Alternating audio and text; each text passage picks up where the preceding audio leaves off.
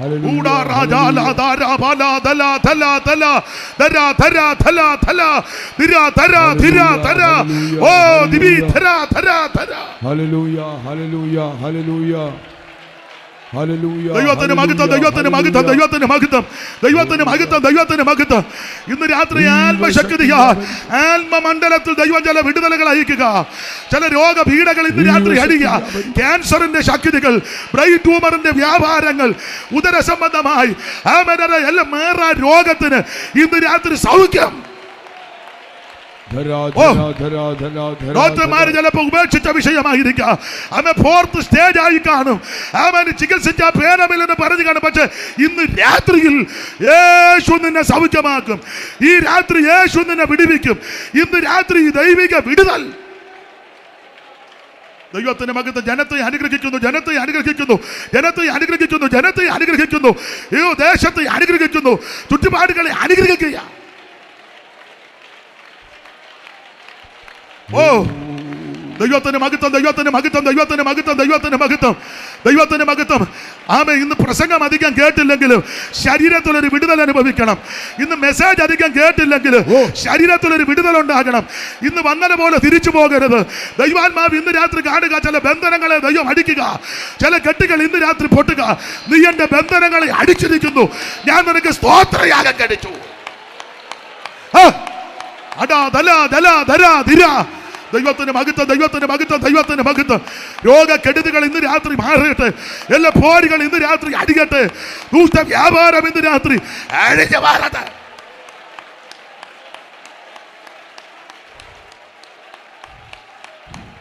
കൃപ കൃപ കൃപ കൃപ. ദൈവത്തിന് മഹത്വം, ദൈവത്തിന് മഹത്വം, ദൈവത്തിന് മഹത്വം, ദൈവത്തിന് മഹത്വം, ദൈവത്തിന് മഹത്വം, ദൈവത്തിന് മഹത്വം, ദൈവത്തിന് മഹത്വം, ദൈവത്തിന് മഹത്വം, ദൈവത്തിന് മഹത്വം, ദൈവത്തിന് മഹത്വം, ദൈവത്തിന് മഹത്വം, ദൈവത്തിന് മഹത്വം. ഇന്ന് രാത്രി ഒരു അറ്റം മുതൽ ഒരു അറ്റം വരെ ദൈവാത്മാവിന്റെ വ്യാപാരം ഉണ്ടാകട്ടെ. ഇന്ന് രാത്രി വിടുതലിന്റെ വ്യാപാര ശക്തി യേശുവിന്റെ നാമത്തിൽ, യേശുവിന്റെ നാമത്തിൽ, യേശുവിന്റെ നാമത്തിൽ, യേശുവിന്റെ നാമത്തിൽ. ആമേൻ ആമേൻ ആമേൻ ആമേൻ ആമേൻ ആമേൻ ആമേൻ. യേശുവിന്റെ നാമത്തിൽ ഇന്ന് രാത്രി വിടുതലിന്റെ വ്യാപാരം അടിയട്ടല്ല പോരുകൾ. ഇന്ന് രാത്രി നിന്റെ കുടുംബത്തിനെതിരെ, നന്മയ്ക്കെതിരെ, തലമുറയ്ക്കെതിരെ വെല്ലുവിളിക്കുന്ന ദൂഷ വ്യാപാരങ്ങൾ അടിയട്ടെ.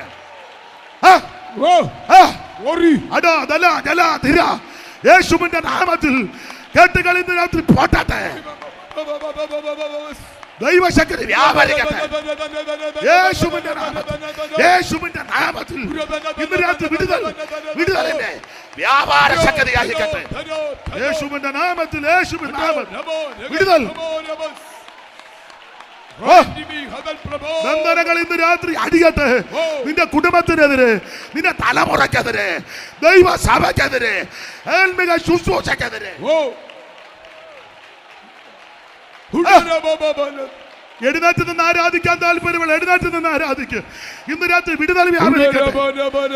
നിയോഗമുള്ളവർ, നടത്തിപ്പുള്ളവർ ഇന്ന് രാത്രി വിടുതലോടെ തിരിച്ചു പോകണം. ദൈവ ശക്തികൾ നിറയാ കെട്ട് പൊട്ടട്ടെ. ഇന്ന് രാത്രി എല്ലാ കെട്ടുകൾ പൊട്ടട്ടെ. രോഗപീഠകൾ ഇന്ന് രാത്രി അഴിയട്ടെ. വിടുതൽ വിടുതൽ വിടുതൽ വിടുതൽ വിടുതൽ. ഈ രാത്രി സകല പോരുകളെ അടിക്കുന്ന രാത്രിയാണ്.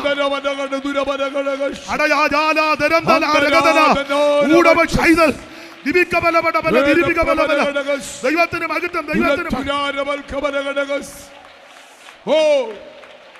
ഇന്ന് രാത്രി വിടുതലിന്റെ വ്യാപാര ശക്തി. യേശു ഏകരക്ഷകൻ, യേശു മാത്രം രക്ഷകൻ. ഇന്ന് രാത്രി മറ്റൊരുത്തൻ രക്ഷയില്ല. യേശു ക്രിസ്തു മാത്രം രക്ഷകൻ.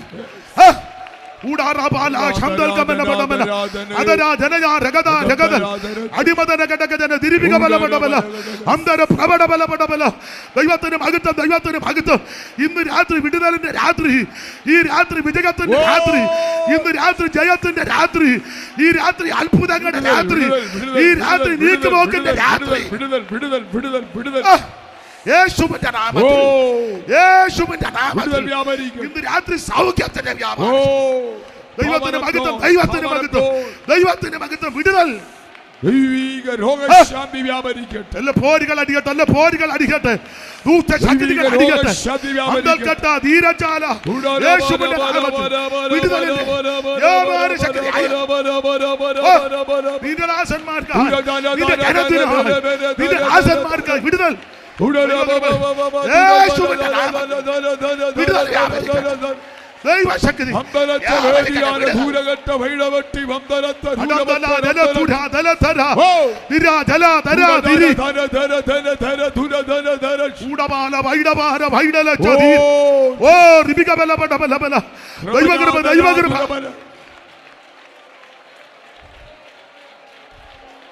യേശുവിന്റെ അധികാരമുള്ള നാമത്തിൽ, യേശുവിന്റെ അധികാരമുള്ള നാമത്തിൽ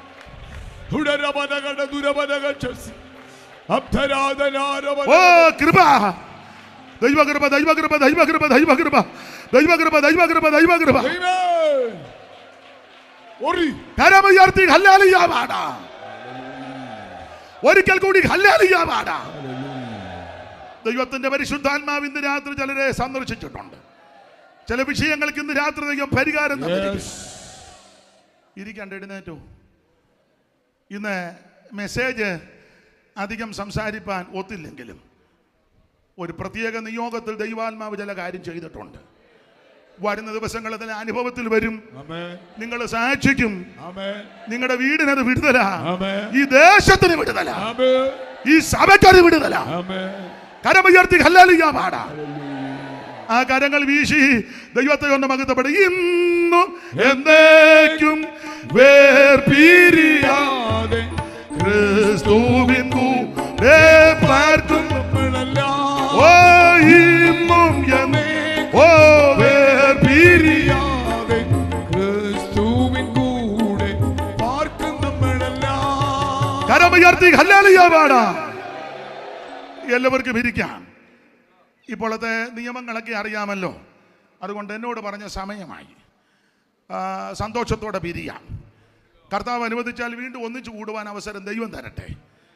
ചുരുങ്ങിയ സമയമുള്ളെങ്കിലും ആവശ്യമുള്ള ദൂത് അതിനകത്തുണ്ട്. ആത്മരക്ഷയും പ്രാണരക്ഷയും ദേഹരക്ഷയും. ഏറ്റവും പ്രാധാന്യം ആത്മരക്ഷ. യേശു ക്രിസ്തുവിൽ കൂടി മാത്രം.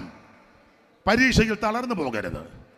മെതിവണ്ടിയും ചക്രമൊന്നും ജീരകത്തിൻ്റെ മേലും കരിഞ്ജീരകത്തിൻ്റെ മേലും കയറ്റി മെതിക്കത്തില്ല. ചിലപ്പം ചില വടി കൊണ്ട് കോല് കൊണ്ട് നമ്മളെ അടിക്കും. എന്തിനാ? നല്ലതുപോലെ പുറത്തിറങ്ങാൻ. ദൈവം നിങ്ങളെ അനുഗ്രഹിക്കട്ടെ. ക്ഷണിച്ച കർത്തദാസന് സഭയ്ക്കും നന്ദി. തൻ്റെ കൃത്യസമയത്ത് നിർത്തി. സന്തോഷം. നിങ്ങൾക്കും സന്തോഷമായെന്ന് തോന്നുന്നു. ഓർക്കുമ്പം എളിയവനെയും കുടുംബത്തെയും ഞങ്ങളെ എല്ലാവരെയും ശുശ്രൂഷ ഓർത്ത് പ്രാർത്ഥിക്കണമെന്ന് എല്ലാവരോടും അപേക്ഷിക്കുന്നു. ദൈവം നിങ്ങളെല്ലാം അനുഗ്രഹിക്കട്ടെ. ബ്ലസം പാസ്റ്റർ പറഞ്ഞു 7:30 തരുമെന്ന്. ഞാൻ 7:30 മുന്നേ വന്നു. സമയവും തന്നു. 9-ന് നിർത്താൻ പറഞ്ഞു. വേണ്ട ഇത് തോമസ് കുടിച്ചാൻ്റെ വാച്ചല്ലേ, പിടിച്ചു. ചില ആൾക്കാർ എന്നെ പറ്റി പറഞ്ഞ ബോധവും വെളിവും ഉള്ളവനല്ല. ഇപ്പോൾ മനസ്സിലായല്ലോ, വെളിവും ബോധമൊക്കെ ഉണ്ട്.